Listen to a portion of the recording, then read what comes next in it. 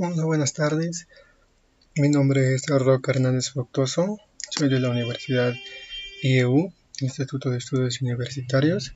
Y a continuación les daré una breve explicación de lo que es la unidad de memoria.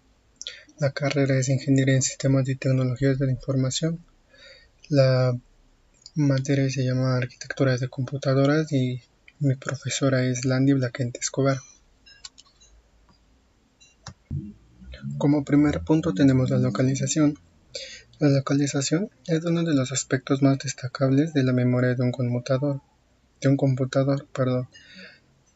desde un punto de vista, desde un punto de vista diferente, se puede decir se puede clasificar en tres grupos. Uno, que es la memoria interna del procesador. Dos, la memoria principal. Y tres, la memoria externa. La memoria interna del procesador.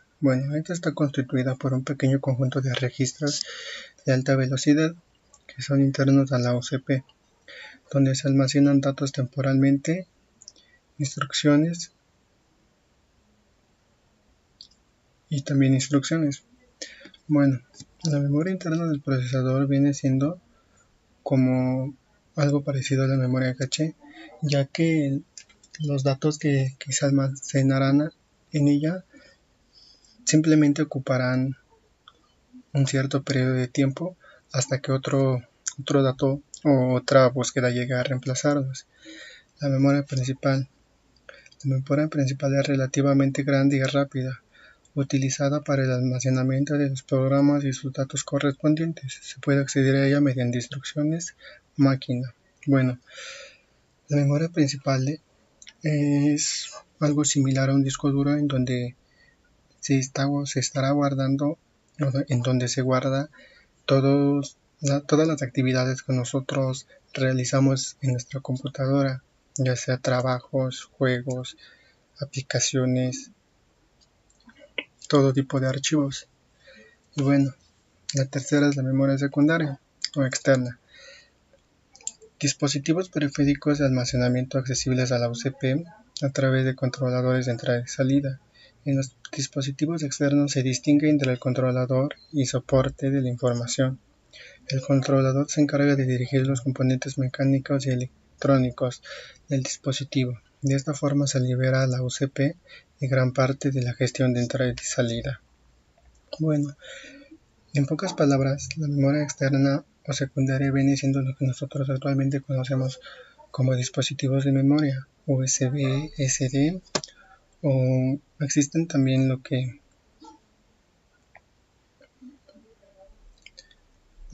conocemos como un disco duro externo, todas estas memorias son conectadas a una computadora a través de los puertos y controladores de entrada y salida. Como siguiente punto tenemos la capacidad. La capacidad es la cantidad de información que puede almacenar, y esta es dividida en palabras, en donde cada palabra se representa como n por p bits, en donde p representa las palabras y n representa los bits. La capacidad es más que nada cuánto puede almacenar. Pongamos de ejemplo una memoria USB. Si su capacidad es de 8 GB, no puede llegar a almacenar más de estos 8 GB porque hasta ahí es su límite.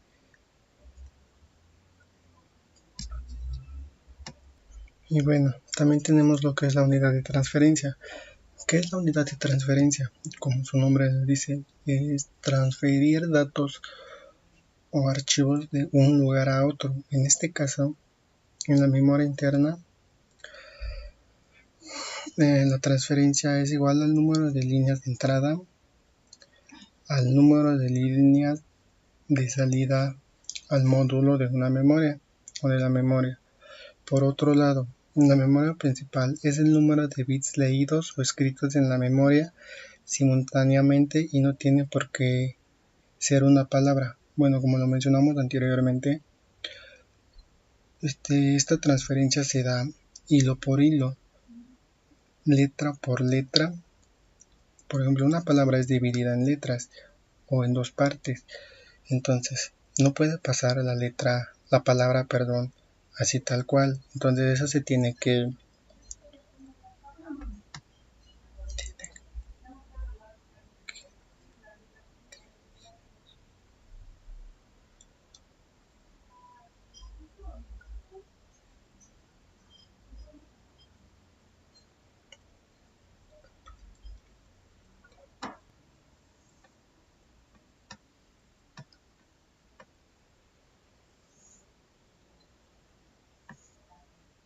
A continuación tenemos el modo de acceso. ¿Qué es el modo de acceso? Es, como su nombre lo dice, el modo de acceder a un archivo. En este caso se presentan tres diferentes modos de acceder a los archivos. El primero es el acceso aleatorio. Puede accederse a las informaciones en cualquier orden, siendo el tiempo independiente de la posición donde está localizada la información. Esto actualmente lo conocemos como la memoria RAM, en donde se caracteriza por la unidad de datos de celda. En el acceso secuencial dice que se accede a la información almacenada mediante una secuencia lineal. El tiempo de acceso es variable y depende de la posición. Las unidades de datos elementales de una memoria SAM se llaman registros. El siguiente es el acceso directo. Los bloques o registros individuales tienen una dirección única que se basa en su posición física. Bueno, en el acceso aleatorio no importa el orden del cómo estén acomodados los archivos, datos o lo que queramos llamarle. No importa el orden, ya que cuando se elige un dato, independientemente de la posición que esté, saldrá a la pantalla sin problemas. En el acceso secuencial es, por ejemplo, conforme van entrando los datos, de esa misma manera van saliendo, es decir, como una fila. Conforme llega, así se va. En el acceso directo es muy similar al acceso aleatorio, ya que como su nombre lo dice, se realiza mediante solo un paso. Eligiendo el archivo, nosotros podemos leerlo, tener acceso a ella sin ningún problema, a diferencia de la secuencial que tenemos que esperar para que llegue el turno. El siguiente punto es tipos físicos. Bueno, aquí nos presentan tres tipos físicos de memoria. La primera es memorias de semiconductor, memorias magnéticas y memorias ópticas. Bueno, las memorias de semiconductor almacenan información de forma electrónica mediante unos circuitos simples, como lo podemos ver aquí en la imagen. Una desventaja de estas memorias es que son volátiles. Una vez, por ejemplo, al quitarse la alimentación de energía o al quitarse la alimentación, la información que teníamos en la memoria se pierde y no la podremos, o es muy difícil de recuperar. Las memorias magnéticas, ¿qué son? Las memorias magnéticas o la memoria magnética es un dispositivo de almacenamiento de datos no volátil que emplea un sistema de grabación magnética para almacenar datos digitales. Las memorias magnéticas son lo que actualmente conocemos como el disco duro interno o externo de una computadora. Y bueno, por último, las memorias ópticas son las cuales comúnmente nosotros conocemos como CD, Blu-ray, DVD. Y bueno, actualmente ya no son utilizadas, pero estos dispositivos también sirven para guardar algún tipo de información a una cierta capacidad, claramente. Por ejemplo, los DVDs máximo nos permitían almacenar hasta 4.7 gigas. Los CDs máximo entre 30 y 50 megabytes, dependiendo del formato de disco. Como siguiente punto tenemos las características físicas. Bueno, en características físicas tenemos la memoria EEPROM y la memoria PROM. La memoria EEPROM o memoria de solo lectura se programa mediante impulsos eléctricos y su contenido se borra exponiéndolas a la luz ultravioleta para poder volver a ser grabadas. Y bueno, por otra parte tenemos la memoria PROM. ¿Qué es la memoria PROM? Es una memoria digital donde el valor de cada bit depende del estado de un fusible, que puede ser quemado una sola vez. Por esto la memoria puede ser programada.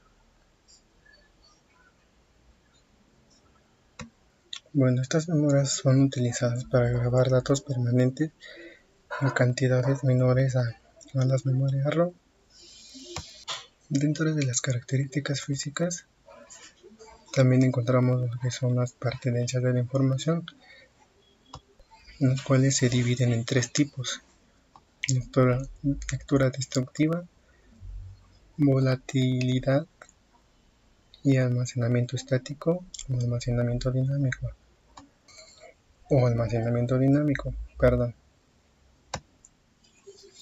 En el caso de la lectura destructiva,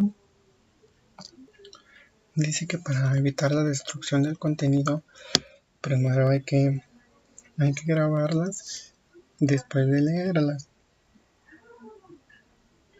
Si no se lleva a cabo este pequeño procedimiento, la información no será guardada y de lo contrario será eliminada sin poder recuperarla. Volatilidad es una posible destrucción de la memoria con un corte de suministro, volátiles y no volátiles. Almacenamiento estático o dinámico. Bueno, en primera, una memoria es estática si su información no varía con el tiempo. En el caso contrario, se pierde la información. Se pierde las memorias dinámicas y estas suelen tener mayor capacidad y menos consumo que las estáticas. Después tenemos lo que son la jerarquía de memorias. ¿Qué es la jerarquía de memorias? Es la organización piramidal de la memoria en niveles que tienen las computadoras. Uno de los objetivos de esta es conseguir el rendimiento de una memoria de gran velocidad al coste de una memoria de baja, basándose en el principio de referencias, como lo podemos ver aquí. La jerarquía está compuesta por, en primer lugar, registros del procesador, en segundo, memoria caché, en tercera, memoria RAM, en cuarto lugar, disco duro, y por último tenemos lo que son las cintas magnéticas. Y bueno, la jerarquía de memoria se ve afectada por tres parámetros, que es la capacidad, coste y rapidez. Estos parámetros están ligados a si entre menor tiempo de acceso, mayor coste por bit. Entre mayor capacidad, menor coste por bit. Entre mayor capacidad, mayor tiempo de acceso. Y la solución a este conflicto es emplear una jerarquía de memorias en lugar de una única tecnológica. A continuación tenemos las memorias de semiconductor. Bueno, como primer punto tenemos características de un SIM, circuito integrado de memoria. Esto dice que un SIM está organizado internamente como una matriz de n por m celdas elementales en la que se puede almacenar n palabras de m bits. A cada palabra almacenada en el circuito integrado de memoria se le asigna una única dirección. Así como podemos ver en las imágenes. Por ejemplo, aquí tenemos bus de direcciones de n por m palabras en un bus de datos. Y esta es la estructura de la celda básica de una memoria, donde encontramos la sección, entrada, escritura y la salida. Posteriormente nos encontramos con la organización interna. Hay dos tipos de organización interna. La primera, que es la organización 2D, y la segunda, que es la organización 2 o mejor conocida como coincidencia. En la organización 2D, las celdas forman una matriz de 2n filas y m columnas, siendo 2n el número de palabras del chip y m el número de bits de cada palabra. Cada fila es seleccionada por la decodificación de una configuración diferente de los n bits de dirección. Y la organización de coincidencia utiliza un decodificador por coincidencia. En vez de usar un único decodificador con n entradas y 2n salidas, usa dos decodificadores con n 2 entradas y 2n 2 salidas en cada uno de ellos, lo que hace más rápido o más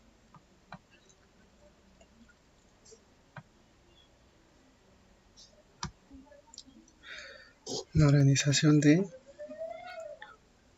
o mejor conocida por palabras o lineal.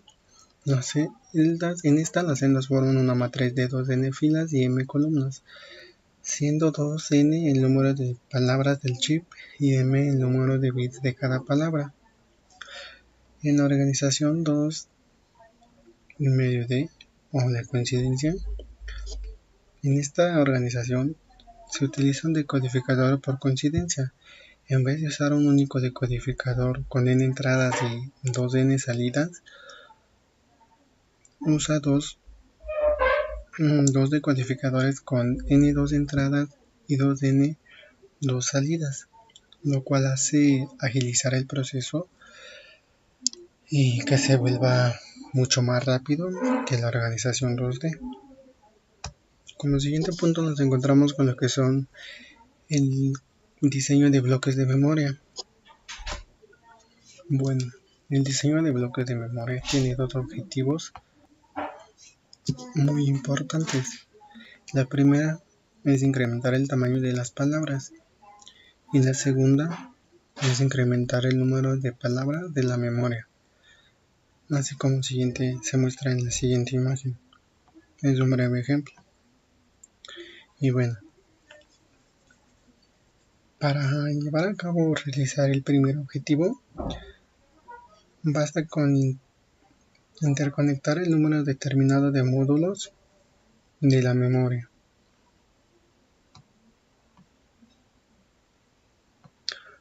¿Por qué? Porque incrementar el número de palabras supone aumentar la capacidad de direccionamiento, es decir, incrementar el número de bits del bus de dirección,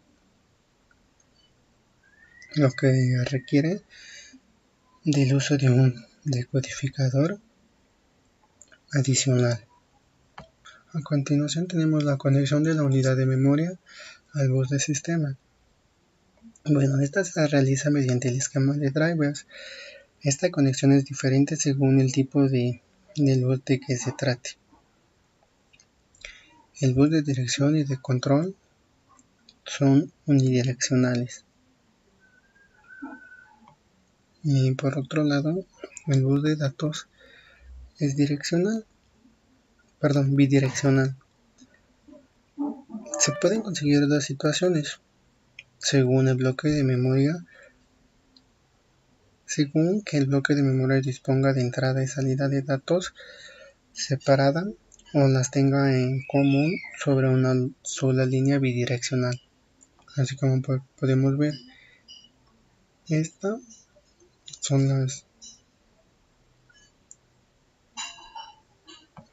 En el caso de esta imagen, esta es vendría siendo la bidireccional y esta es la unidireccional, ya que lleva un solo proceso y estas llevan un proceso sobre otro proceso. Como siguiente punto tenemos la estructura y direccionamiento de la unidad de memoria. El diseño de la unidad de memoria principal se utiliza un bloque básico que se dispone en una placa de circuito impreso y se repite tantas veces como sea necesario. Algunas de las ventajas de la estructura y direccionamiento de la unidad de memoria es el abaratamiento de los costes, modularidad y posibilidad de ampliación, facilidad de manejo y preparación. Y bueno, las placas realizadas no pueden ser idénticas, ya que a la hora de la comprobación, cada placa tiene un número de los cuales cada placa es identificada. Para identificar a cada una de estas placas se utiliza un circuito de comprobación para evitar la repetición de dos placas similares. A continuación tenemos la memoria caché. ¿Qué es la memoria caché? Es una memoria que se sitúa entre la unidad central de procesamiento y la memoria de acceso aleatorio para acelerar el intercambio de datos. Cuando se accede por primera vez a un dato, se hace una copia en la caché. Los accesos siguientes se realizan a dicha copia, haciendo que sea menor el tiempo de acceso medio para acceder al dato. O sea, que es una memoria temporal en la cual se guardan los registros de lo que nosotros hacemos. Esto para que cuando nosotros volvamos a hacer algún trabajo similar o en caso de una investigación, buscar algo relacionado, nos arroje más rápido los resultados y esto nos ahorra de una cierta manera tiempo. Y bueno, capacidad de la caché. La capacidad de la caché se trata de aquella cantidad de datos que permanece de una memoria temporal en un sistema, lo que ayuda a que el rescate de datos se haga de manera más eficiente y veloz, es lo que ya les comentaba. Y bueno, función de correspondencia. La función de correspondencia es la que asigna a los bloques de la memoria principal posiciones definidas en la memoria caché.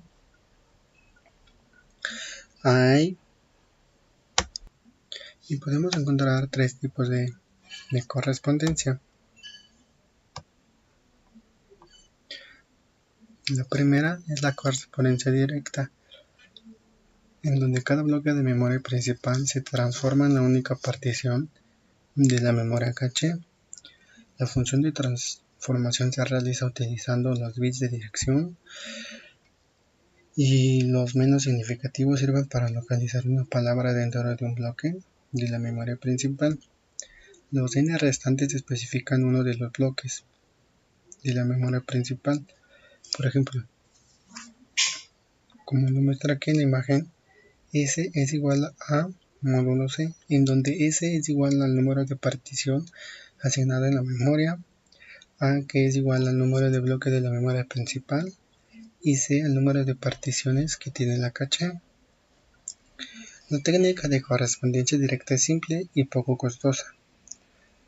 Una de sus desventajas es que cualquier bloque dado tiene asignada una posición fija en la caché, o sea que no podemos quitarla de ahí, no la podemos mover, ya que es asignada por el mismo computador.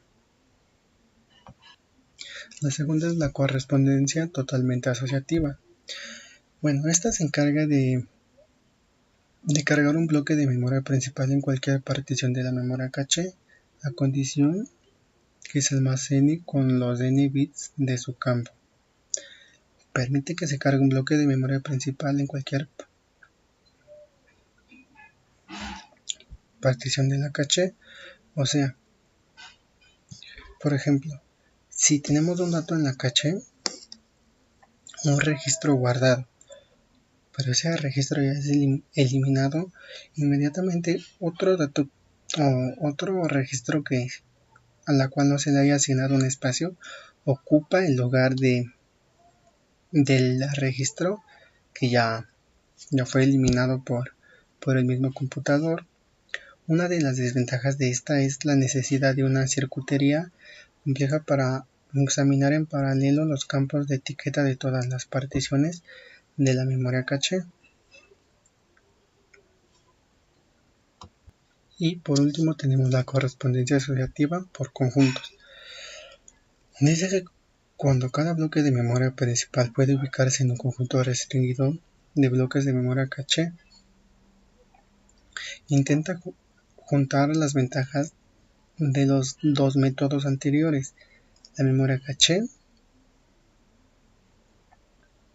se divide en conjuntos se divide en conjuntos y para cada uno con G particiones. Y bueno, lo que trata de hacer la correspondencia asociativa por conjuntos es anudar las ventajas de los dos métodos anteriores. Y por otro lado se puede ver como una correspondencia directa y como una correspondencia totalmente asociativa entre los bloques de un mismo conjunto. Como siguiente punto tenemos los algoritmos de reemplazamiento. ¿Qué son los algoritmos de reemplazamiento? El algoritmo de reemplazamiento es la sustitución de un bloque por el otro. En el caso de la correspondencia directa, la partición está determinada y no se puede realizar ninguna elección. Sin embargo, en las técnicas de tipo asociativo es necesariamente un algoritmo de reemplazamiento. ¿Para qué? Para lograr tasas de transferencias elevadas y en donde estos algoritmos deben realizarse por el hardware. Los algoritmos principales son 1. Partición más antigua en la memoria caché sin ser referenciada. 2. Partición más antigua en la memoria caché. 3. Partición utilizada menos frecuentemente. Y por último tenemos la partición elegida de una forma aleatoria. A continuación nos encontramos también con lo que es la estrategia de escritura, la cual nos dice que para reemplazar un bloque residente en la memoria caché se debe tener en cuenta si ha sido modificado y se debe actualizar la memoria principal. En el caso se plantean dos problemas. 1. Más de un dispositivo tiene acceso a la memoria principal. Si la palabra ha sido modificada en la memoria caché, el dato de la memoria principal no es válido. Por el contrario, si ha sido modificado en la memoria principal, el dato de la caché no es válido. La segunda, se conectan varias UPCs a un bus y cada una tiene su propia memoria caché local. En este apartado, las técnicas más simples se denomina escritura directa, la cual consiste en efectuar todas las operaciones de escritura tanto en la memoria principal como en la memoria caché. Esto nos asegura la validez del contenido. Una única desventaja de esta estrategia es que genera un tráfico elevado con la memoria y puede crear un cuello de botella, o sea que se puede saturar y puede dejar de funcionar. Como siguiente punto tenemos el tamaño del bloque, en la cual nos dice: cuando se transfiere un bloque de la memoria principal a la memoria caché, con la palabra deseada se mueve un conjunto de palabras adyacentes. Cuando se aumenta el tamaño del bloque, se aumenta la tasa de aciertos por el principio de localidad. Y también que la tasa de aciertos aumenta a medida que aumenta el tamaño del bloque. En ocasiones de que el aumento sea demasiado, la tasa de aciertos disminuye. En este caso, vemos un pequeño ejemplo en la imagen. Por ejemplo, en el registro tenemos 4 GB. Entonces, aquí tenemos 4 GB, aquí tendremos 64 y aquí 128. Lo mismo de este lado. Si empezamos con 32 bytes, aquí tendremos 8 kilobytes y aquí tendremos 512 kilobytes, que es la mitad de un megabyte. A continuación les presentamos las memorias asociativas. ¿Qué son las memorias asociativas? Es el almacenamiento y recuperación de información por asociación con otras informaciones, ya que esto es definido de una manera de asociar. Los computadores tradicionales no usan este direccionamiento, se basan en el contenido exacto de la dirección de memoria en la que se encuentra la información. Y bueno, como podemos ver, nos encontramos con dos tipos: memorias heteroasociativas, que establecen una correspondencia de X en Y de distinta dimensión. Dichos patrones se llaman memorias principales o memorias de referencia. El otro tipo es memorias autoasociativas. Bueno, estas establecen la misma correspondencia que la memoria heteroasociativa, pero siendo los patrones de entrada y de salida de los mismos. Así como aquí, memoria común, direccionamiento, dato. Y en la memoria asociativa es dato y dirección.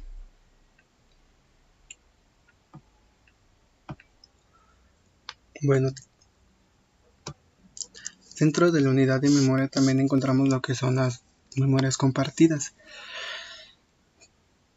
En los sistemas en que diferentes elementos tienen acceso a una misma unidad de memoria, la unidad básica es el árbitro, que es el elemento encargado de permitir a la unidad de memoria a cada uno de los procesadores que solicitan dicho recurso. Es decir, las memorias compartidas son cuando, por ejemplo, tenemos 5 CPUs interconectados, pero de las 5 CPUs solo tenemos un disco duro, una memoria para los 5. Entonces, en este caso tiene que haber, como aquí lo dice, un árbitro, la cual se encarga de checar qué máquina hace la petición primero para asignarle el acceso a la memoria. Porque si todos realizan peticiones a la memoria en un mismo tiempo, esto se va a saturar y por lo contrario ninguna de ellas va a tener acceso a la memoria como tal. La memoria compartida es un modo eficaz de pasar datos entre aplicaciones, dependiendo del contexto. Los programas pueden ejecutarse en el mismo procesador o en procesadores separados. Las más utilizadas son asignación de la menor prioridad al elemento servido, y la segunda, la rotación de prioridades. Como podemos ver aquí, hay memoria compartida, CPU y la memoria. 3 CPUs para una misma memoria, 3 CPUs de caché para una misma memoria. Aquí igual en esta imagen, una memoria compartida, tenemos la red y los distintos procesadores, que vendrían siendo un sistema multiprocesador.